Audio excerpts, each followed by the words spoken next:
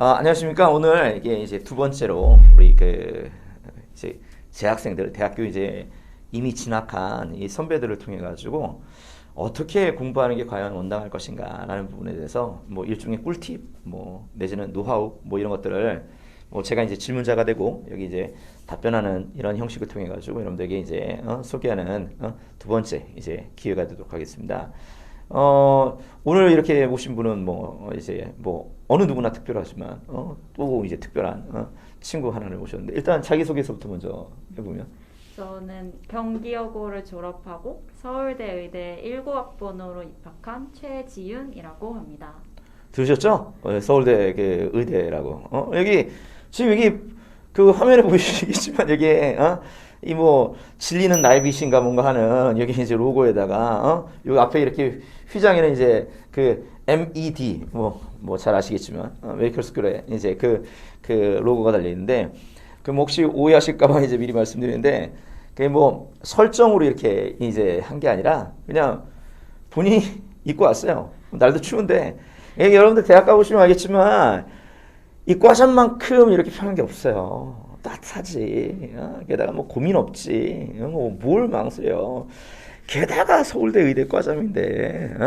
자, 여기 우리 이제 지윤이가 이제 서울대 의대 이렇게 진학해가지고 이제 공부를 진행하고 있는데 고3 때 이제 이런저런 공부에 대해서 제가 이제 문의를 하려고 그러거든요.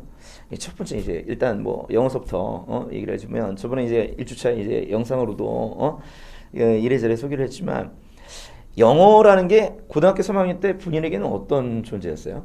뭐 이를테면 뭐 아주 부담이 된다, 힘들었다, 뭐 서부터 시작해가지고 아니 뭐 그건 아니고 그냥 뭐 내신 뭐 이런 때 이제 포커스를 맞춘 이런 과목이었다는 등 뭐 그 어떤 과목이었습니까? 저한테 영어는 약간 여기 영어 수업이어서 말한 거 아니지만 약간 힐링이었어요. 뭔가 다른 과목은 부담감이 너무 심하잖아요. 그래서 일단 절대평가라는 거 자체가 어느 정도 부담을 줄여줬는데 또 쌤 수업이 되게 재밌잖아요. 그건 모르겠습니다. 잘생겼다는 얘기는 좀 들어봤는데 뭐 반응이 없군요. 뭔가 약간 다른 쌤들은 되게 약간 높은 곳에 있는 것 같은데 뭔가 약간 이 수업 들을 때 약간 아빠 만나러 그런 느낌이어가지고 되게 좋은 기억이 많았던 것 같아요. 그래서 뭔가 영어 조교를 하고 싶기도 했고 그다음에 내신을 EBS를 많이 하다 보니까 또 EBS 공부 그 교재 그때도 말씀드렸는데 너무 그때 공부를 하니까 생각보다 부담도 적고 그리고 재밌고 이렇게 했던 것 같아요. 참고로 오늘 제가 이제 오늘 인터뷰한다니까 우리 이제 지윤이가 이래저래 어떻게 전달할까라는 것과 관련해서 미리 준비한 게 있는데 그 준비한 것과 무관하게 제 질문은 그냥 즉흥이에요. 지금 아마 준비한 거랑 전혀 상관없는 이렇게 질문과 답변일 텐데 제가 이제 그렇게 이제 얘기하는 이유는 뭐냐면 본인이 이렇게 생각하기에 바로 이렇게 튀어나오는 느낌, 감상 이게 이제 사실 고등학교 3학년 친구들이 이제 느끼는 감상하고 되게 비슷할 거거든요. 나중에 이제 지나고 보니 뭐 라떼이스 이런 게 아니라 그때 그런 느낌이었는데라고 해가지고 바로바로 튀어나오는 게 이제 아마 고3들도 이제 본인이 느낄 만한 부분들이라서 뭐 제가 이제 그렇게 질문하고 답변하고 있는데요. 지금 되게 중요한 포인트를 얘기해 준 것 같은데 이제 선생님이라서 그런지 자꾸 이제 인터뷰어로서의 이제 이런 본분을 잊고선 자꾸 설명이 들어가는데 영어는 부담 없게 그냥 수능도 내신도 1등급 맞는다 이런 분위기로 이렇게 공부해 나가면 딱 좋은 과목인 것 같아요. 저도 뭐 사실 기대한 답이 그런 거였는데 마침 이렇게 기대한 답이 이렇게 나와서 다행이네요. 혹시 영어에서 개인적으로 제일 취약했던 파트는 뭐 어법이든지 독해든지 아니면 유형이라 그러면 특정 유형이 그러면 뭐였을까요? 저는 약간 지금도 검토할 때 제일 걸리는 유형이 순서 유형이 되게 약했는데 그걸 약간 극복하게 된 게 저는 원래 그냥 순서대로 읽으면서 약간 순서를 끼워 맞춘 느낌이었는데 쌤이 딱 수업할 때 그거부터 해주셨잖아요. 뭐 A, B, C 중에서 뭐 첫 번째 올 수 있는 걸 먼저 골라라. 이거 하면서 그래도 되게 많이 고쳐졌던 것 같아요. 많이 막. 그 첫 번째 이렇게 인터뷰에서 이제 얘기했던 그 연대 치대 다니던 우리 예원이도 그렇고 이렇게 오히려 이렇게 최상위권 친구들이 순서 문제를 어렵게 해요. 어렵게 느껴요. 실제로 그렇습니다. 그리고 사실 수능을 벗어나서 막상 내신이다 그러면 내신에서 또 이게 골치 아파요. 숱하게 봤는데도 불구하고 막상 이렇게 스크램블 시켜놓고서 이제 막 물어보면 이래저래 힘들게 느껴지는 부분들이 좀 존재를 하거든요. 그래서 순서 문제라는 부분들을 이제 이렇게 인터뷰 들으면서 이것도 좀 신경 써야 되겠구나 라고 이렇게 느끼시면 될 것 같아요. 그 본인이 생각하는 영어 공부, 고등학교 3학년 때 영어 공부는 주로 이제 어떤 패턴으로 뭐에 초점을 맞춰가지고 어떤 계획하에 공부를 했어요? 뭔가 1학기 때까지 내신이 워낙 중요하니까 그리고 쌤도 설명을 수특이 나오면 수특 연결을 많이 해주시잖아요. 네네네네. 그래서 뭔가 1학기 때 완전 EBS에 엄청 집중된 공부였던 것 같아요. 그러니까 EBS 연계되면은 최소한 틀리지 말자. 그러니까 뭐 지금 생각하면 되게 당연하게 생각을 하잖아요. 근데 이게 공부를 하다 보면 너무 많으니까 애들이 연계가 돼도 틀린 애 되게 많잖아요. 그래서 그런 일은 최소한 수능에서 만들지 말자를 위주로 했고 이제 2학기 때는 모의고사 위주로 시간을 다 풀고 뭐 되게 안정적이게 시험 운영할 수 있는 거 위주로 했던 것 같아요. 그 올해는 이제 그 EBS 교재가 간접 연계로 나오고 뭐 그런데도 불구하고 지금 이렇게 우리 지윤이 TV 되게 유용한 게 아마 내신은 EBS 교재를 계속 진행할 여지가 되게 많아요. 그리고 사실 그게 이제 부담입니다. 이게 뭔가 내가 공부해야 될 교재가 결정됐다는 게 나에게 즐거움으로 다가와야 되는데, 하연에 이 같은 범위 내에서 같은 이제 애들이 이제 몰려들어가지고 나름대로 이제 거기서 내신은 이제 상대평가니까 그 가운데서 이제 내가 한 문제를 맞느냐 틀리느냐라는 게 이제 나의 레벨과 그 다음에 등수를 이제 결정짓는 부분이니까 사실 그거 여기 수능 준비하는 것보다 오히려 좀 되게 타이트하게 느껴지고 부담감을 느낄 수 있는데 그런 부분에 초점 맞췄다 그래가지고 뭐 1학기 때는 내신 그다음에 2학기에서부터는 본격적으로 이제 모의고사 위주로 해가지고 영어 준비했다 뭐 이렇게 이해하시면 될 것 같아요. 우리 이제 준이 같은 경우는 영어 관련된 부분들은 이미 이제 혼자서 이렇게 찍어가지고 여러분들이 이제 소개를 한 부분들이 있으니까 영어 이외에 이제 영역으로 바로 넘어가도록 할게요.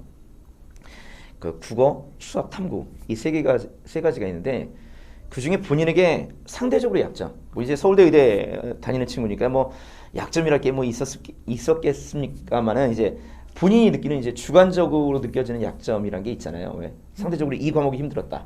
뭐였을까요?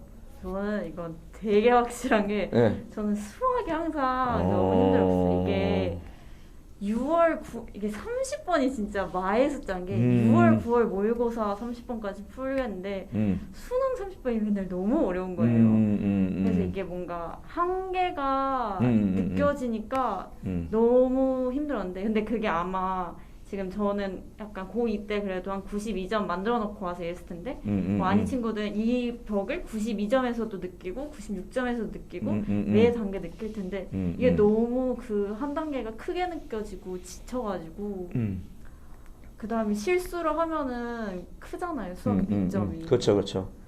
그래가지고 힘들었죠.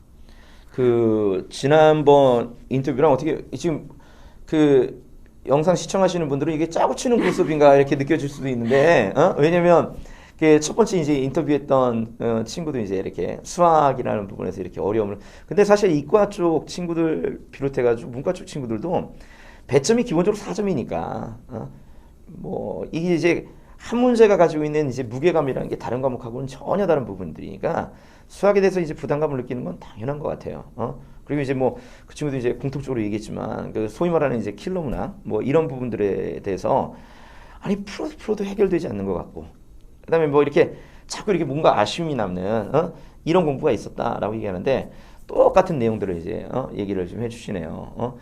그러면 이거 사실 이제 앞에 우리 예원이랑 이제 그 인터뷰할 때도 똑같이 이제 저거 물어봤었는데 뭐 이건 어차피 뭐 개인 방송이니까 수학은 누구한테 수업을 들었어요? 저는 2개를 다녔다가 나중에 정리했는데 네네.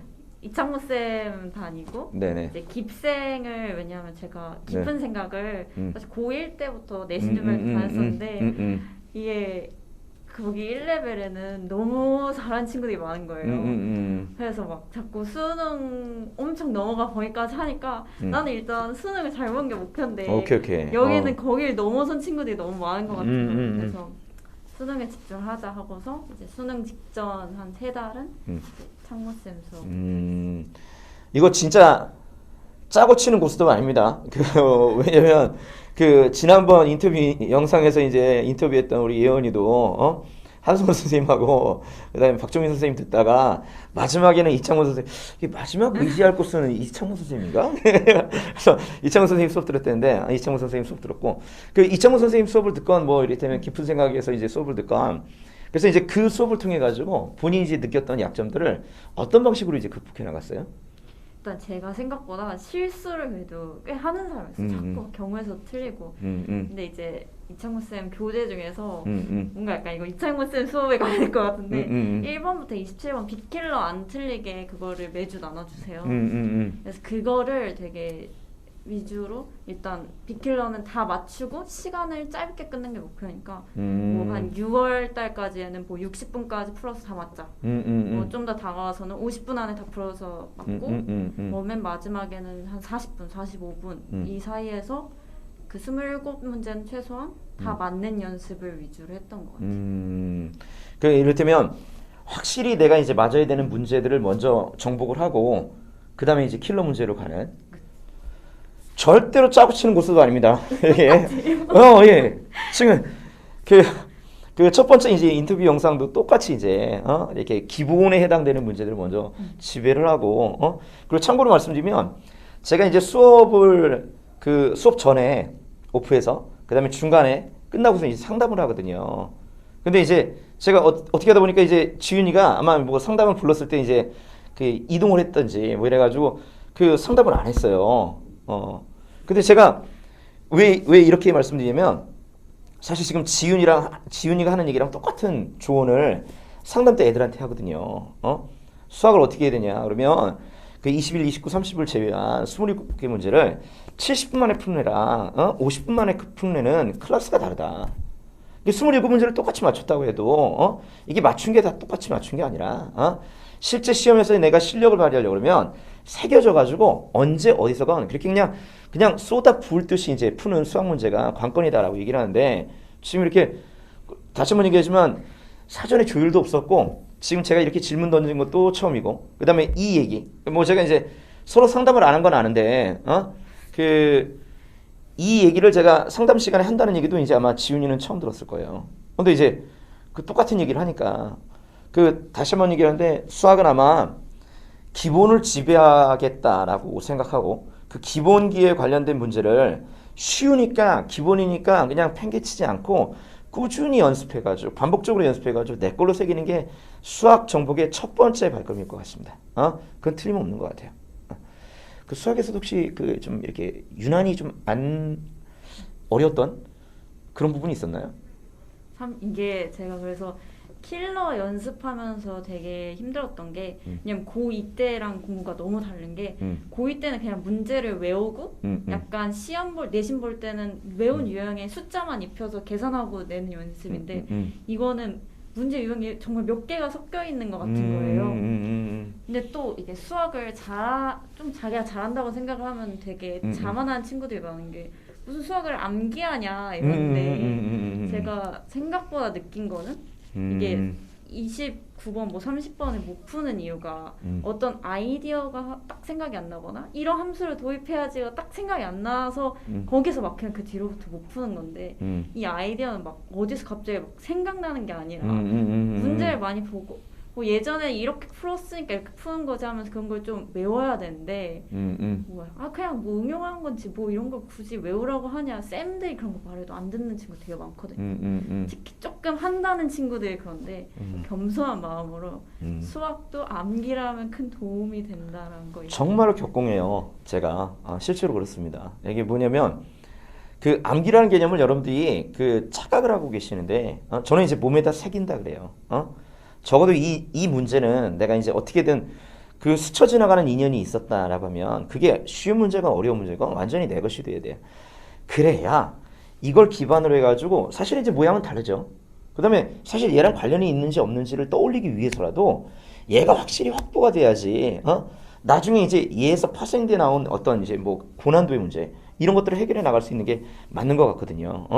이건 꼭 명심해 나가셔야 될 것 같습니다. 뭐 이렇게 뭐 문학 작품처럼 이렇게 뭐 스판테니어스 오버플로우 파워필링 해가지고 막 이렇게 격정적인 느낌이 막 갑자기 솟구쳐오고 이런 거 없어요. 그건 문학의 세계고 그다음에 예술 세계지 수능의 세계는 아닙니다. 그냥 기본적으로 단단하게 가지고 있는 게 얼마냐라는 게 이제 아마 승부처가 되지 않을까 이런 생각이 좀 들어요. 그래서 이제 수학은 결국 이제 그래도 1년간의 공부를 통해 가지고 충분히 이제 극복을 해나간 거 아닙니까? 그죠? 그래서 수능은 극복한 것 같은데 그런 공부를 하면서 수학의 정이 많이 떨어져서 막상 대학 오고 나서는 이제 뭐 그 나중 얘기는 우리 고등학교 3학년 애들은 나중에 얘기합시다. 일단 수능을 정복했답니다. 뭐 그걸로 오케이 아닙니까? 근데 이제 뭐 정남이가 떨어졌다. 뭐 이거는 그 뭐 이렇게 약간 이제 보면 가진 자의 여유라고 해야 될까? 뭐 이런 생각이 드니까 그럼 뭐 논외로 치십시다.